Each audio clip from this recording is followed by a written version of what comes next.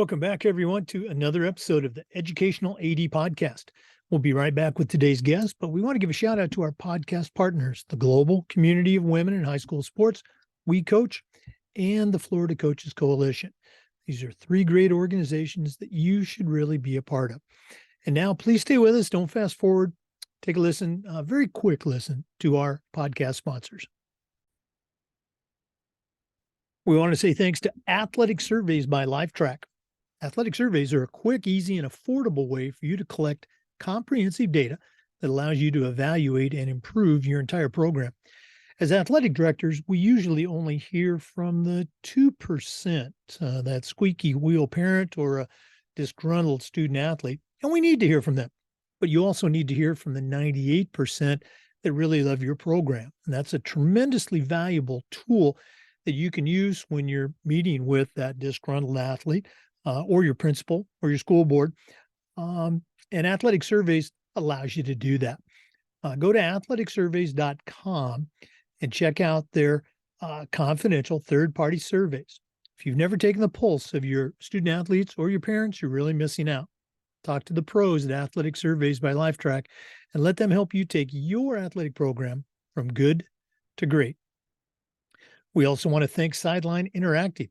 You've heard me say before that we've got a Sideline Interactive indoor score table in our gym, and it's just fantastic. Their video boards and display boards not only generate income for your department, but they also create the ultimate game day experience for your student athletes. Go to sidelineinteractive.com, schedule a live web demo, and see their tables and their boards in action. That's sidelineinteractive.com. We also want to thank Hometown Ticketing, the leading digital ticketing provider to schools and colleges. Go to hometownticketing.com. They're going to show you how to set up and sell your tickets for all your events, not just games, but things like school dances, school plays, your concerts, even graduation. They're going to show you how to sell the tickets and scan the attendees, also collect your revenue. And every step of the way, you're going to have a dedicated client success manager that's providing hands-on support. That's every step of the way. Go to hometownticketing.com right now to get started. Hometown Ticketing, simple and easy online ticketing. We also want to say thanks to Gipper. Go to Gipper.com and see how athletic directors and coaches are creating world-class marketing content for their school social media channel.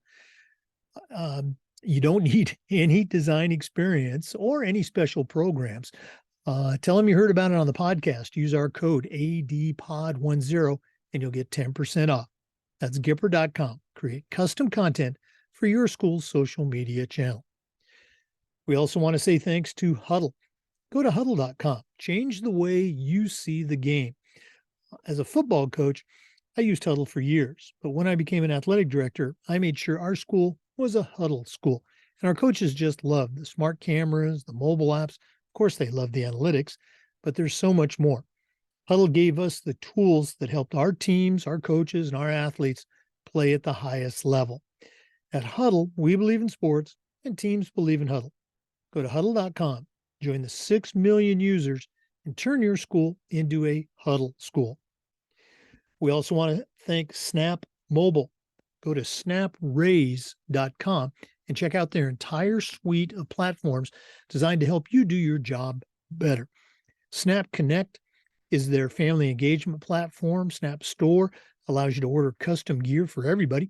Snap Manage will help you build a website. And of course, Snap Raise is their fundraising platform. We've used it with great success, and they've helped schools just like yours raise over $700 million. They even have a program where you can get your funding before you actually start your fundraiser. Does anybody else offer that? Go to snapraise.com and get started. That's snapraise.com. We also want to say thanks to Final Forms, the industry leader in forms and registration, but they are so much more. Final Forms can help your stakeholders, your coaches, and you do your jobs better. As an athletic director, Final Forms can help you with eligibility, with rosters, and all the forms that come across your desk. To take the next steps, go to finalforms.com/Jake. That's finalforms.com/Jake to get started with Final Forms. And we want to say thanks to Wall of Fame by Vital Signs. You know, they're on a mission to bring your school's legacy to life. If you're looking for a really cool way to display your school record boards for all the teams, for all the events, go to vitalsignswalloffame.com and check out their interactive touchscreen video consoles. It's really the coolest way to display your school's records. Go to vitalsignswalloffame.com. Let them help you showcase your school's diverse history and your proudest moments. That's vitalsignswalloffame.com. Welcome back, everyone, to another episode of the Educational AD Podcast. I know I say this frequently, but we do. We've got a really cool guest today. Our guest is Dr. Cara Cocchiarella. She is a professor at Clark College. Back in the day, it was Clark Community College, where I got my associate's degree in Vancouver, Washington. She's also the director and founder of WINWIN Consulting. We're going to hear about both, but Dr. Cocchiarella, welcome to the Educational AD Podcast. Thanks for having me, Jake. Excited to be here. Well, you and I connected on LinkedIn, and I just said, this is going to be a great guest for our listeners. So we appreciate you spending some time with us today. Let's go and get started. We always like to let our listeners have a chance to get to know our guests. So give us that quick bio, where you were born, where you grew up, sports background, maybe take us up through your college years, and then we'll take a quick break and hear about your early professional career. So what's the Dr. Cara Cocchiarella story? All right. Well, thank you. So I grew up in Missoula, Montana, and was just a very active kid, played all sorts of sports, games, constantly competing. My dad was a PE teacher and coach, became a high school counselor, but PE teacher and coach my whole life. So we waited for the summers that he'd come home with a bag of equipment from the gym that we got to borrow for the summer. And it was like, our own version of Christmas. My brother and I were always very active. My mom was in the state legislature and always doing leadership type things, really broke quite a few barriers. So I feel like I grew up with this household that was very, very supportive of the things that I cared about and the things that I do today, right? Like we were very active, always playing sports and games. And they've always supported me as a leader and as a woman leading in sports, which has not always been easy. So growing up, I went to high school in Missoula, Sentinel High School. I played basketball, volleyball, track, and did a little like all-star and little league softball at the time as well. And then ended up at the University of Montana, where I competed on the basketball team for 1 year. I walked on as a sophomore. It was very kind of an interesting situation where there were a lot of injuries on the team and they needed somebody. They knew me because I was a local kid and had gone to camps forever and always dreamed of being a Lady Grizz, and got that opportunity as a sophomore for 1 year. Sat on the bench and learned a ton from the coach and learned, really, it was one of the best things that happened to me as a future coach, was being in that position of that player at the end of the bench. And I loved it, honestly, loved it. Gained great perspective and had a ton of fun, and was coached by an incredible coaching staff there at University of Montana. And after that 1 year of playing, I ended up starting coaching right away. Coached at my old high school, and then started also coaching at one of the private schools, the Catholic school in town, Loyola Sacred Heart, and pretty quickly found myself coaching all 3 seasons. At the high school level, I've coached in public and private schools, basketball, volleyball, track, cross country, football, and golf. Lots of both boys and girls teams, big and small schools, and I thought that was kind of my dream. And so I ended up getting my master's in exercise science and took the leap into the college level.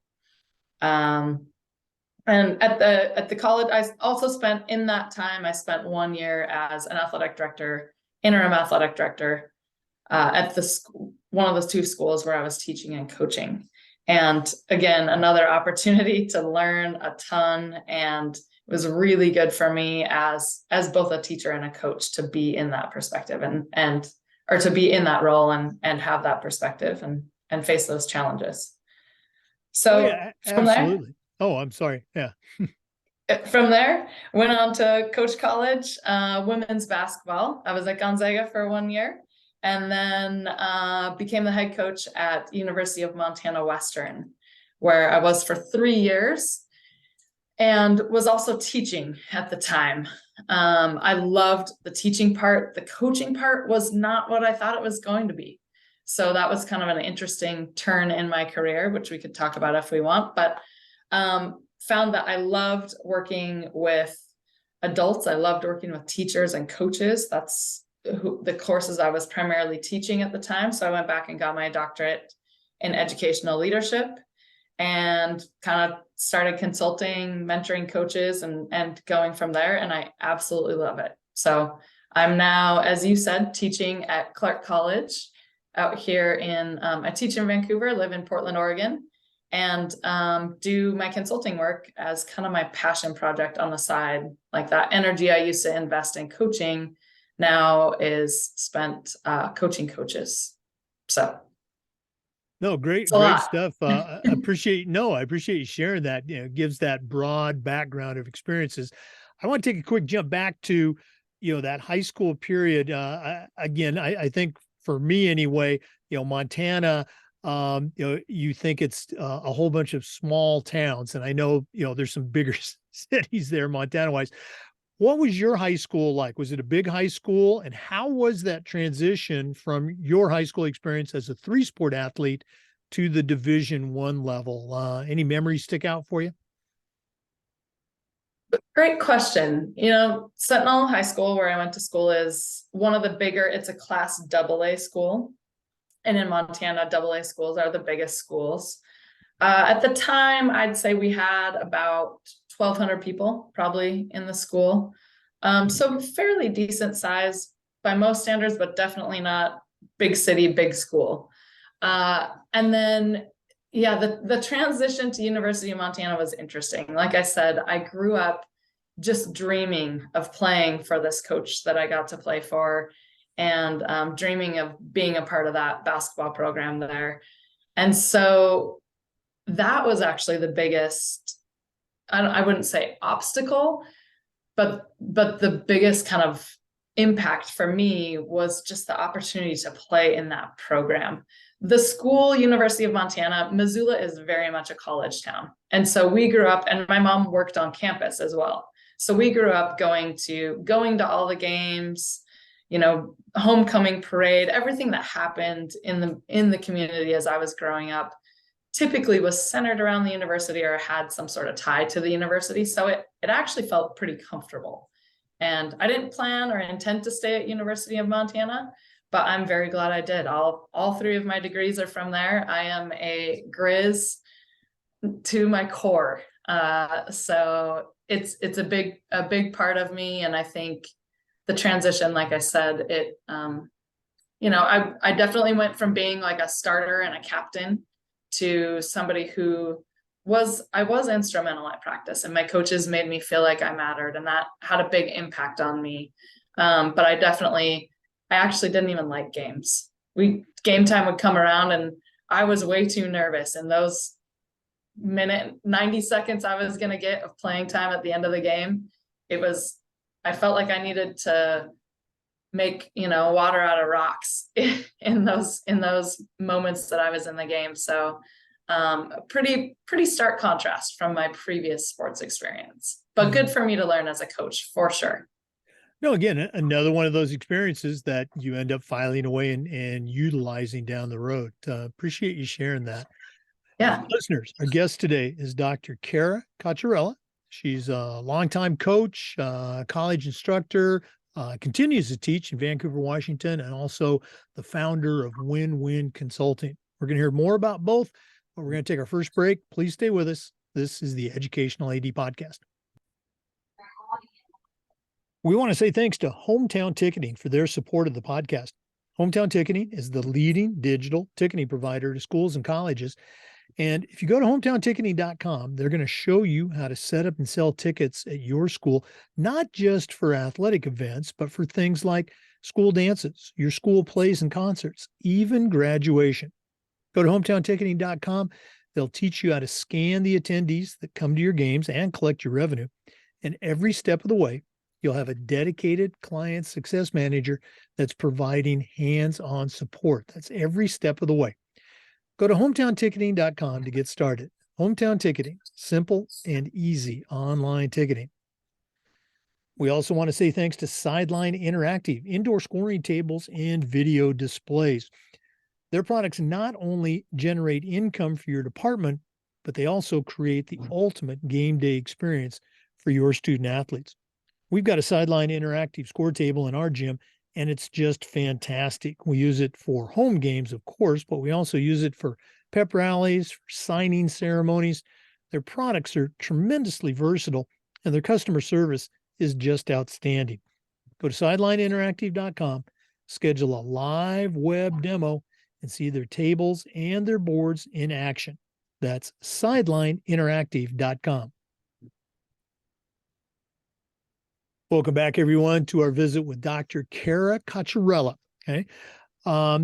Cara, you mentioned that one of your early jobs was actually as an athletic director at a school. I think in most cases, it takes a while to get that first AD job, and you had that almost straight out of the chute.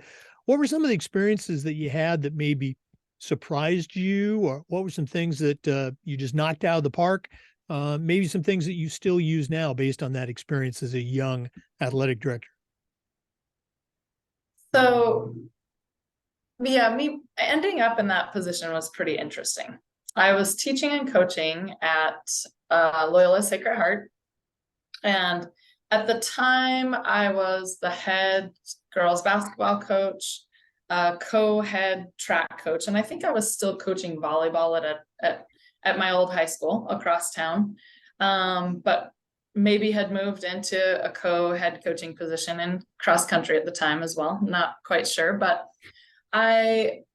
we ended up having, that job was open, and we were struggling to find a good candidate.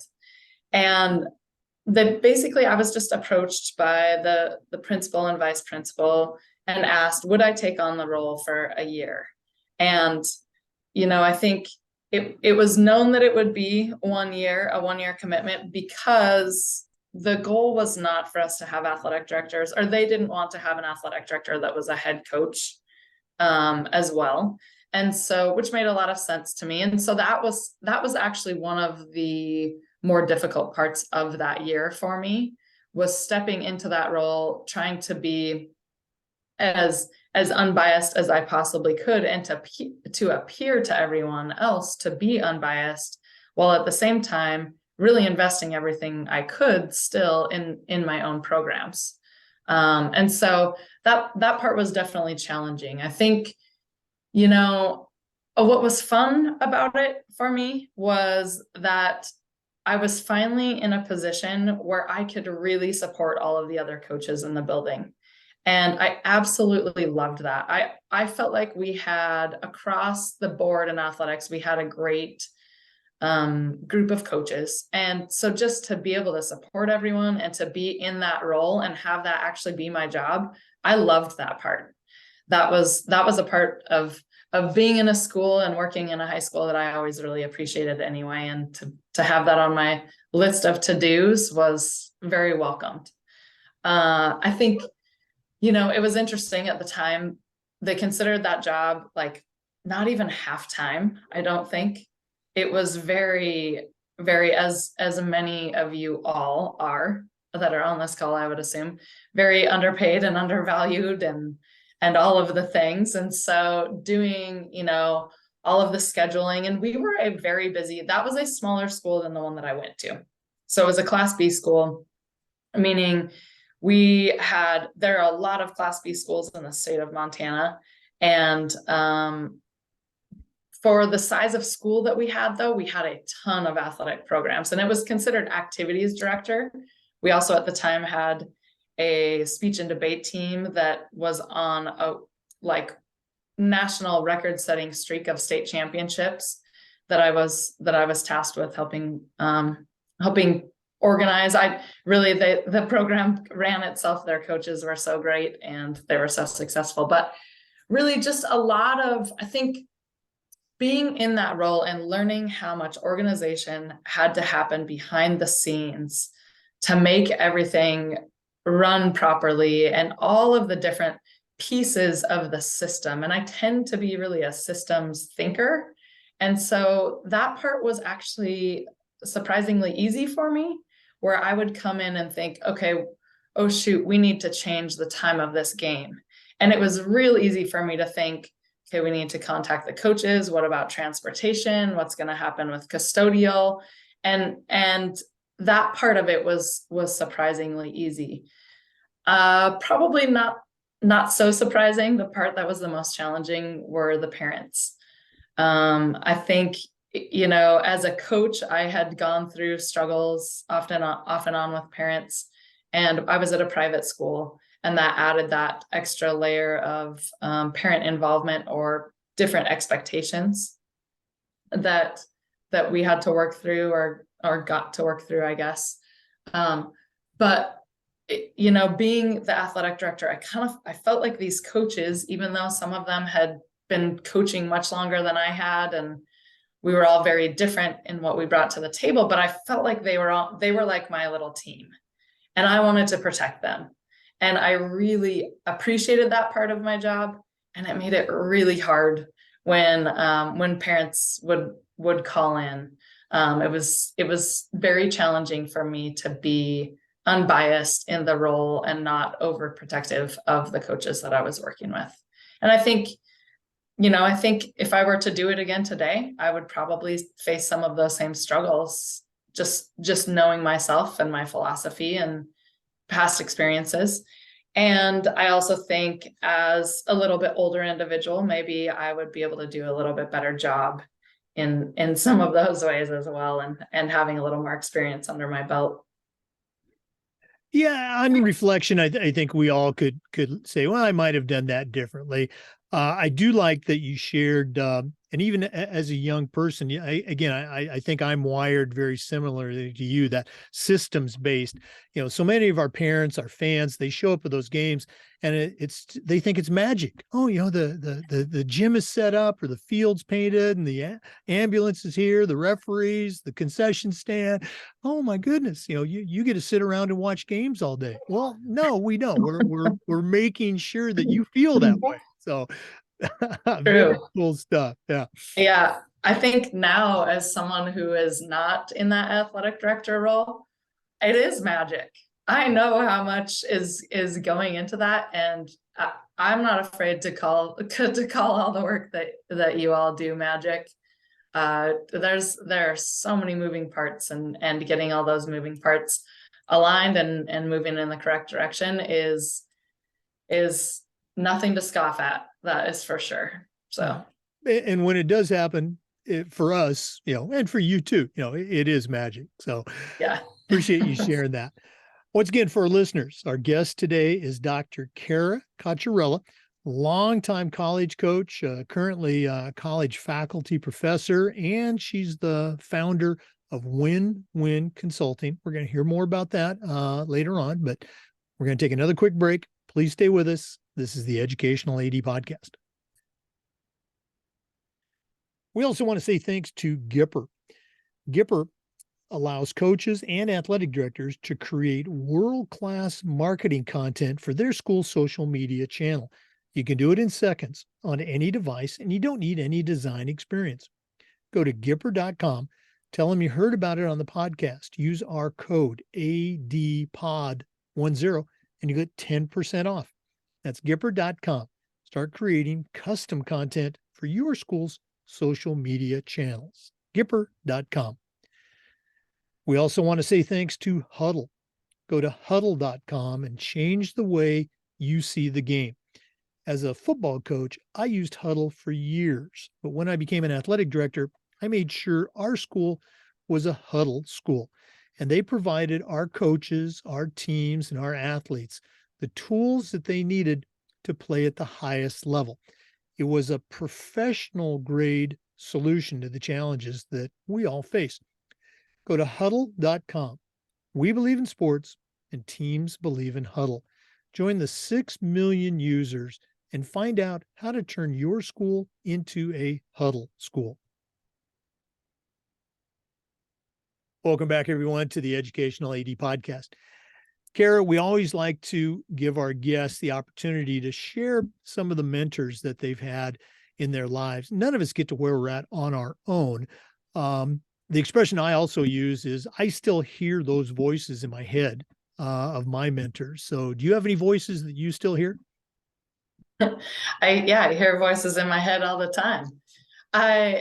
No, seriously though, I have a ton of mentors. I feel like I've had incredible support and have worked with amazing people throughout my career and growing up, and to this day, I learn something from everyone that I work with. So I think, growing up, as I mentioned, I had a great support system. My parents, my brother, my grandparents, my family, all of them in different ways were mentors to me, helped me really foster my desire to be my best. I learned a lot from them about appreciating and valuing others who are different from me. And really, I think something about the way that I was raised instilled from a young age, like a lifelong desire to learn, continue to learn and grow throughout my life. And maybe it was all the competing that we did, all the games that we played that taught me that, but really feel like I've always had great support in my personal life and from family. And then when I think of coaching, I had some really awesome coaches in high school, a lot of assistant coaches who were really wonderful through my high school career. I had a volleyball coach, my high school volleyball coach I became close with and was able to coach and teach with shortly after graduating from undergrad. And, even I even still touch base with my first basketball coach who coached the YMCA team that I played on, and just a really wonderful, loving, kind man who's happens to be good friends with my family as well. So a lot of people like that have guided me and have continued to support me. And it's been really cool to see them come out and support me, both professionally and personally. My college coach is one of the best coaches that I think I will ever know. Robin Selvig, he's one of the best coaches in the history of collegiate women's basketball. He's actually having the court at University of Montana named after him this weekend. Go back for that event. And he really cared about us as people, built a great tradition. We talk a lot about the Lady Grizz family. And he was a great teacher of the fundamentals. And he really emphasized having fun. And I will never forget, this is a voice that will be in my head forever. I went to that first meeting, our first team meeting, and I was pretty nervous. I was a walk-on. I didn't necessarily feel like I belonged at the Division I level, and was nervous and going in and had idolized this man and his program my whole life growing up. And I went into our first meeting, and I still remember we were talking about team goals and team guidelines. And one of the very first things that he said, and we were all sitting there thinking, okay, what are our goals this season? And what are we going to do? What are we going to achieve? And he was the one who brought it to our attention that one of the primary thing we were going to do there was have fun, and that we would have fun. We'd have fun together. We'd work hard. But I will never forget that. It really struck me and was just something that, like I said, I won't ever forget. It left a big mark on me. And we worked incredibly hard for and with him. And like I said, he helped me to see that even though I didn't get a ton of playing time during games, I was very valued. And then from that point forward, I've worked with just amazing coaches. Kelly Graves was the coach at Gonzaga. He's now the coach at University of Oregon, a good friend and a great person to work alongside. I was lucky to work with him. I really have learned a lot too from my assistant coaches, the people that I've been able to work with at the high school level, and a couple of them that I was able to work with at University of Montana Western. And then really, I have a lot of personal role models. I am a cancer survivor and really learned a lot that I apply to my personal life, but also my professional life from people that have met along that journey, which has really shifted me in a lot of ways, or at least sent home, some messages for me about what matters most in life.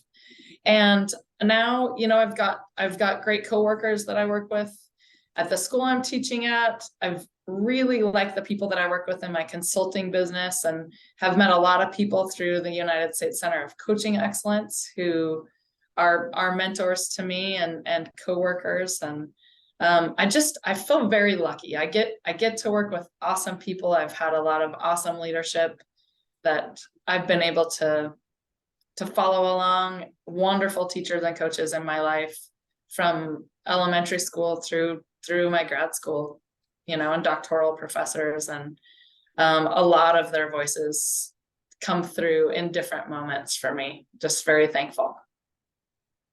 Yeah. Again, I always love to hear the stories and the various levels that mentor had an impact. Going all the way back to your youth coach, very, very cool stuff. Okay. Once again, for our listeners, our guest today is Dr. Cara Cocchiarella. She's the founder and director of WINWIN Consulting. And when we come back, we're going to hear a little bit about that. So please stay with us. This is the Educational AD Podcast. We want to say thanks to Snap Mobile for their support. Go to snapraise.com. Snap Mobile is the parent company. SnapRaise is their website.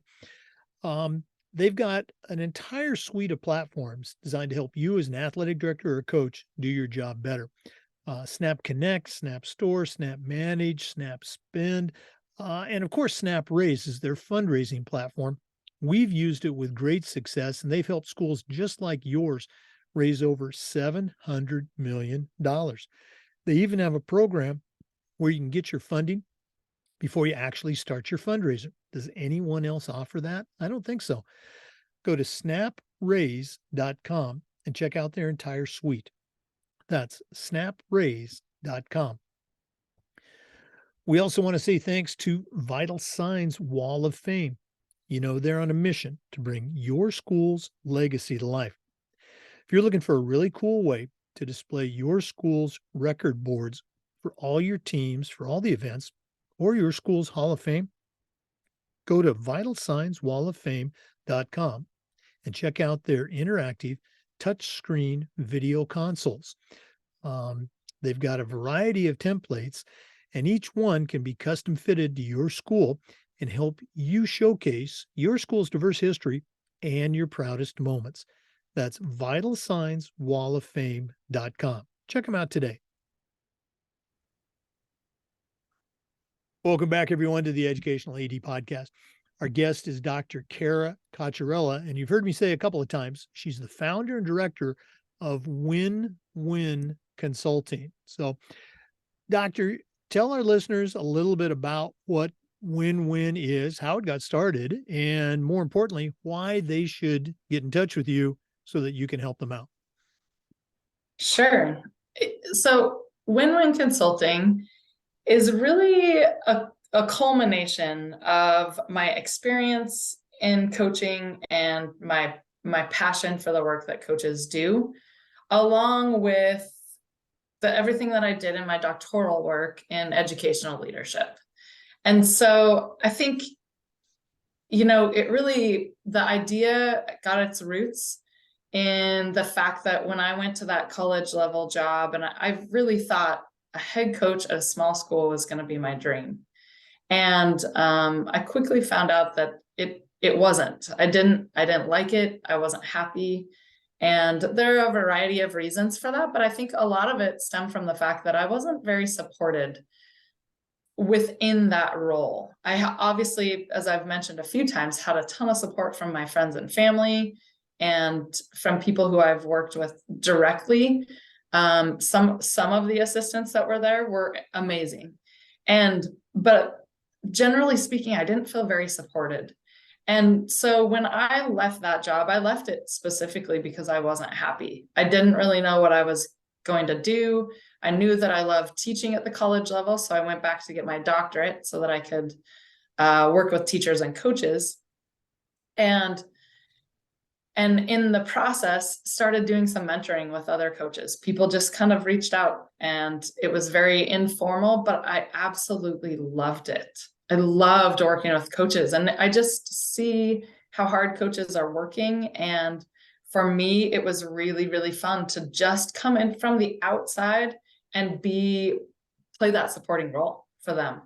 So that's where WINWIN Consulting started. And it really, my philosophy is essentially that I truly believe we've created this false dichotomy in sports where we can either strive for excellence or we can strive to be a program that does the right thing or that operates with integrity. And I truly believe that's a very false dichotomy. I think we have to do both in order to make the work that we're doing meaningful. And so those are kind of the premises that WINWIN is built on. My kind of tagline is stronger performances, greater impact.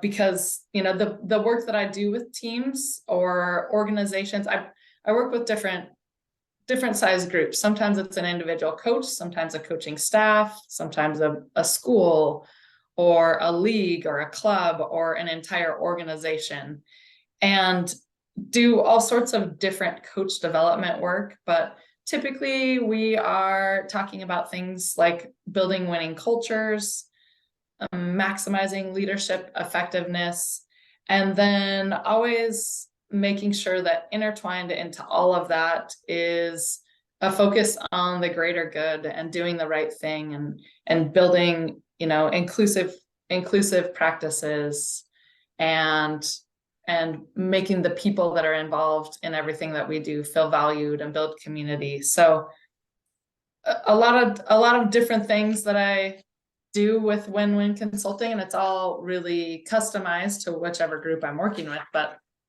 like I said, I have absolutely loved it.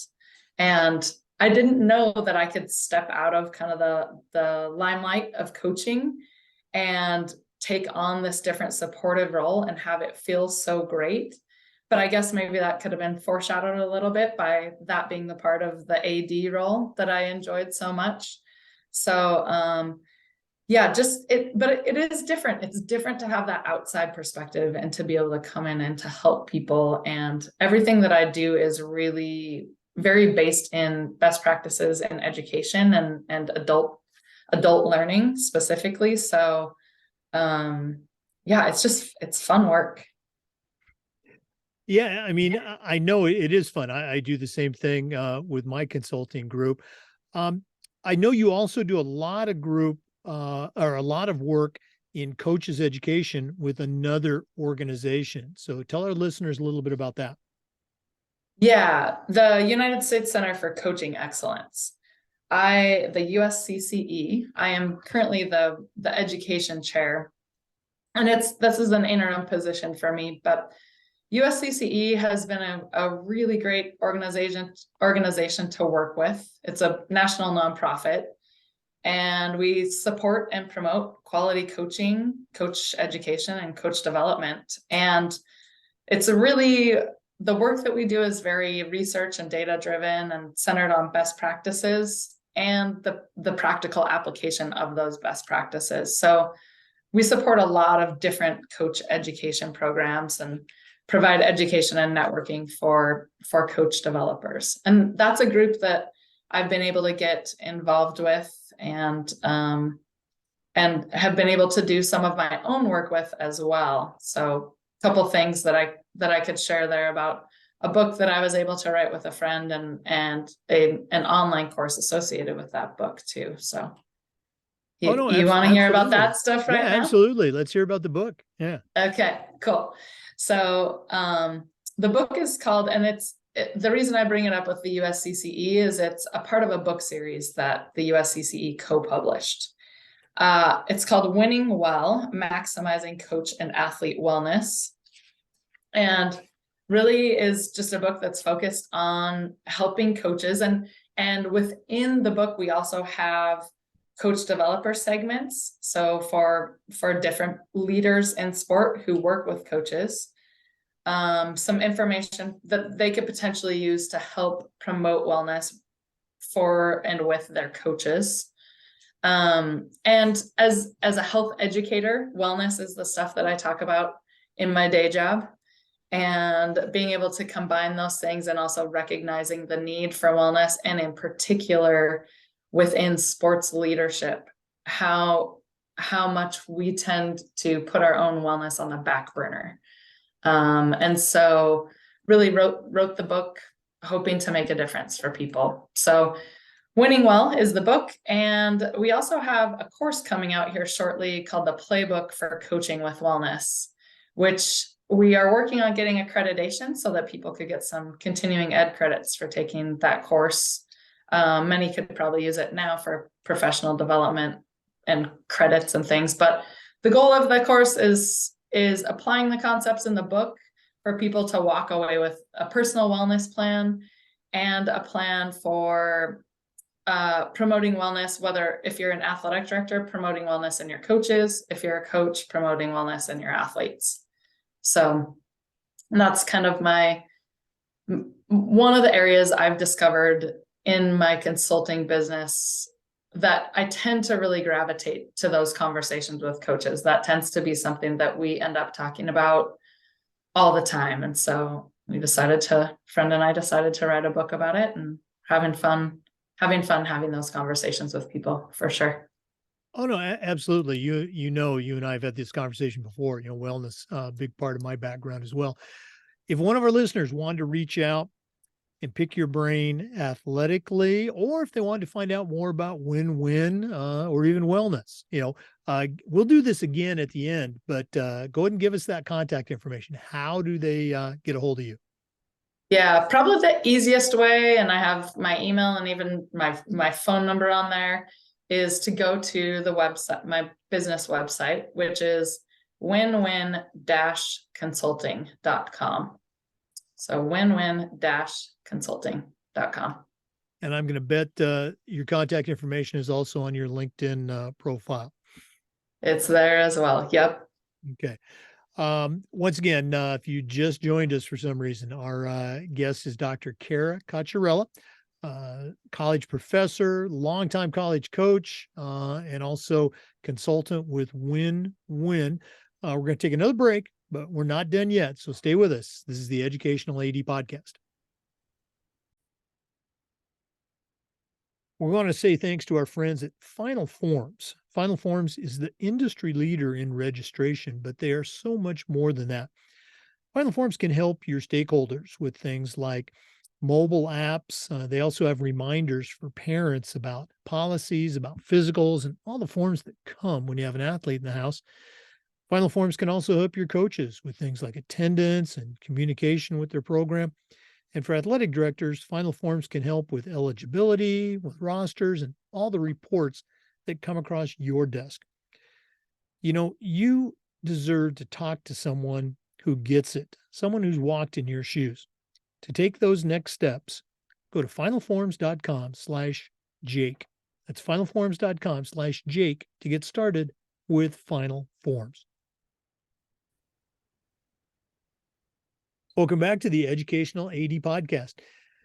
Cara, one of the things we try to do with this podcast is the idea of sharing best practices. So I'm going to put you on the spot. What are some things that maybe you have done as a coach, as an AD, as a leader, or maybe things that you've seen at some of the institutions you've been at that you would consider best practices that you can share with our listeners? Anything come to mind? I think a handful of things come to mind for sure. And I don't know that I will address these in any particular order, but I think probably first and foremost, I would say getting to know the people that we work with, getting to know our coaches really well as people and valuing them as people. I helps promote a foundation of inclusion and respect and support for all. And in addition to that, when we know people's strengths and weaknesses and their goals and their needs, and understand the context that they're coaching in, we're able to facilitate really authentic, meaningful growth. And that's something that I really focus on in my consulting work, is getting to know people and who they are and where it is they're trying to go, and supporting them authentically in what it is that matters most to them. So I think that's a really important thing for all leaders in sports, whether it be coaches or athletic directors or league administrators. I also think, like I alluded to about with my business, I think we need to get over the idea that we are either a program that cares about winning or a program that cares about making a difference and having fun. I think all of us need both of those things. And there's all sorts of research out there that would support both. So I think that's an important part in sports, for sports leaders. Along with the idea of getting to know coaches, really listening and learning opens us up to being more inclusive in our work and to supporting others. And it also helps us to build a culture that truly is supportive and can be conducive to trust, building trust and growth, and allows us to have a lot of fun. I mean, I think we tend to get deep into these conversations and forget the purpose of sports and why we all got into them in the first place. And so I think really connecting with that purpose is important. And then the last thing I would say in terms of best practices for leaders in sports is to not be afraid to lean into what we know in education, and especially the things that we know in terms of andragogy and working with adults. Being open to learn from the research that's out there, the best practices that are out there, and then adapting that information to the context of sport. There's just a ton of good information out there. I feel so lucky to work in the groups that I work with, because I get to learn so much from so many different people all the time. And I think, education is one place where we've kind of tried to separate coaching and education in a lot of ways. And it's no coincidence that here I am saying this on the Educational AD podcast. But I think really leaning into the world of education and what we know can be incredibly helpful for people in sports leadership as well. No, absolutely. And you talked about, the impact that these can have on kids and coaches. Just, very cool. Really appreciate you sharing that. Okay. While we're in this segment, anything else come to mind that you think would be of value to our listeners? I know we only have a certain amount of time, but anything else come to mind? I think, kind of reflecting a little bit back on my time as an athletic director, and just all of us being aware of the voices that are not typically in the room. And when we get those voices in the room, valuing those voices, and also recognizing as much as we can how uncomfortable it might be. I remember being, as an athletic director, I went into the room and I happened to be on the rotation that one year that I was the athletic director, I was our district president. We also happened to be in the rotation that we hosted like 4 state championships that year and multiple divisional championship tournaments. And so it was a very busy year. And I would go into these rooms, and before, when I was going into the coaching meetings, I was the only female coach in the room. And I went in as the only female athletic director. And I think it's just important to remember, while we have made practice in relation to race and gender and some of those inclusive practices, we have so far to go.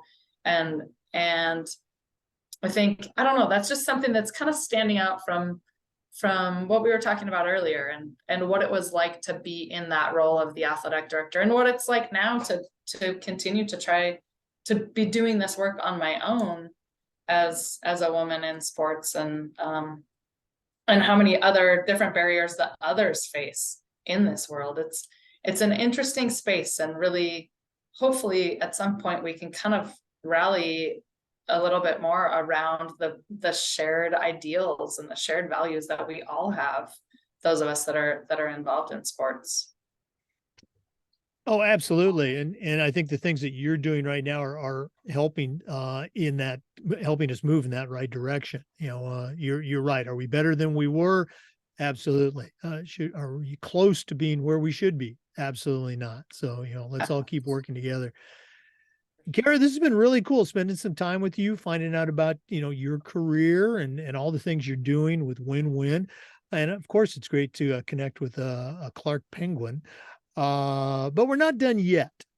We always like to wrap up with the athletic director's toolbox. So we're going to take our final commercial break, hear from Athletic Surveys, who sponsored the toolbox segment. When we come back, we're going to find out what Dr. Cara Cocchiarella is going to put into her new athletic director toolbox. So please stay with us. We want to thank Athletic Surveys by LifeTrack for their support of the podcast and sponsoring the AD Toolbox segment. Athletic Surveys are a quick, easy, and affordable way for you to collect comprehensive data that allows you to evaluate and improve your entire athletic program. Athletic directors typically only hear from that 2%, that disgruntled student athlete or that squeaky wheel parent. And we need to hear from them, but we also need to hear from the 98% that really love our program. That's a tremendously valuable tool when you're talking to that parent or your principal or your school board, to hear from the people that, again, love and support your program. And Athletic Surveys provide you with that information. Go to athleticsurveys.com or email them at info@athleticsurveys.com to get started. If you've never used a survey to take the pulse of your parents or your student athletes, you're really missing out. Go to Athletic Surveys by LifeTrack and let them help you take your athletic program from good to great. Well, it's that time of the podcast. We've been visiting with Dr. Cara Cocchiarella, a longtime college coach and instructor, still teaching at the college level, and also the founder and director of WINWIN Consulting. Cara, we said you really know your way around the world of athletics, but right now I'm going to challenge you to send out a brand new athletic director on their very first job, but I'm only going to let you put 3 things in their toolbox. What 3 items are going to go into Cara Cocchiarella's athletic director toolbox?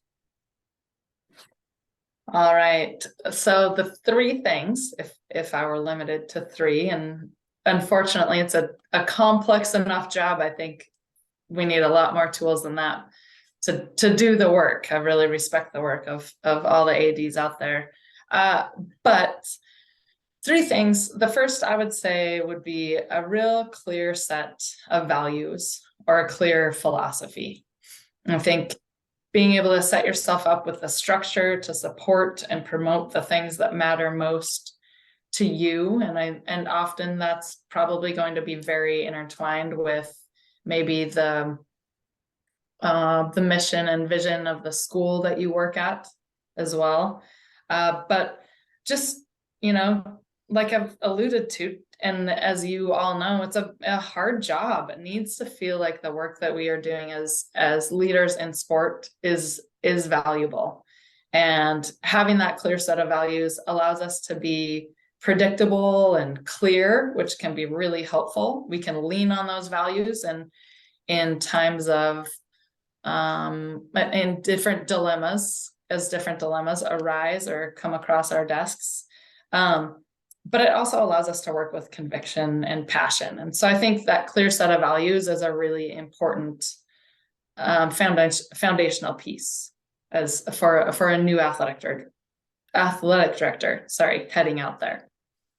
I think the second piece, and as a big fan of holistic wellness and somebody who's written a book and talks about it a lot, I think the second piece is a real human-centered approach. So taking to athletics for athletes, for coaches, and for yourself as well, a real human-centered approach, meaning valuing, loving, supporting, and enjoying the people involved. And as important and impactful as sports can be, they still aren't life. So when we take that human-centered approach, we are focused on equity and inclusion. We're valuing all the people. We're building relationships and community, and like I said, supporting holistic wellness in everyone. And please do not forget yourself when you think of that human-centered approach. The final thing I think I would tell a newer AD, and as I am providing, I can't even think that I'm providing these tools. I'm reminding myself as well of all of these things too, as I mentioned them. But the third thing would be really embracing continuous development and growth in yourself, and really emphasizing that love of learning for both you and for others. As we know, the athletic director world is not perfect. Things happen. I think in order to be our best and to enjoy it and to be able to take care of ourselves and continue to grow, we really have to embrace that imperfection and do what we can to kind of enjoy the ride, knowing that we all have the potential to continue to learn and grow and develop. And so in doing our best, we really need to allow ourselves some grace, some patience, and to stay open to learning. So that's what I would say for that third item in the toolbox would be embracing some continuous development. Oh yeah, absolutely. That, phrase, well, I finally, I know it all. When you find yourself saying that, there's a few more things out there. Lifelong learning. Great stuff. Yeah. Again, Dr. Cocchiarella, so great spending this time with you. One more time, if our listeners want to get in touch, and listeners, I think you got a tremendous resource here. What's the best way they can get a hold of you and find out more about your programs? Thanks, Jake. Yes, I would love to chat with anyone. And the best way is probably to contact me through my website, which is winwin-consulting.com. And there's information there about the book, information about the consulting work I do, and a contact form and email and all sorts of other stuff there. So winwin-consulting.com. All right. Dr. Cara Cocchiarella, thanks so much for spending time with us today on the podcast, and all the best moving forward. Yeah, thank you so much, Jake. Fun to be here. I appreciate it. For our listeners, we upload all of our Zoom conferences to the Educational AD Podcast YouTube channel. We appreciate you listening today. Come back just about every day for new content on the Educational AD Podcast. We'll see you next time. Thanks again for listening to today's episode. Again, we appreciate all the support that you provide us, and our sponsors appreciate it too. So check out our sponsors, check out our partners, and we'll see you next time on the Educational AD Podcast.